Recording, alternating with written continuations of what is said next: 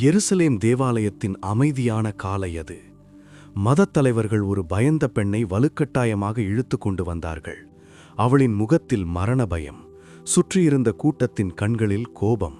அவளை இயேசுவின் முன்னிறுத்தி, ஆசிரியரே, இவள் விபச்சாரத்தில் பிடிபட்டவள், மோசேயின் சட்டப்படி இவள் கல்லெறிந்து கொல்லப்பட வேண்டும் என்றார்கள்.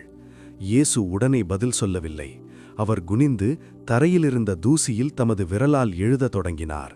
பின்னர் அவர் எழுந்து கூறினார், உங்களில் பாவம் செய்யாதவன் எவனோ அவன் இவள் மேல் முதல் கல்லை எறியட்டும். ஒவ்வொருவரும் தங்கள் கற்களை கீழே போட்டார்கள்.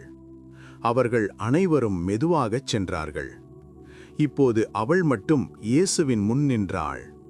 இயேசு கருணையுடன் அவளை நோக்கி, நான் உன்னை குற்றம் சாட்டவில்லை, இனி பாவம் செய்யாதே. அந்த நாளில் கருணை தீர்ப்பை வென்றது.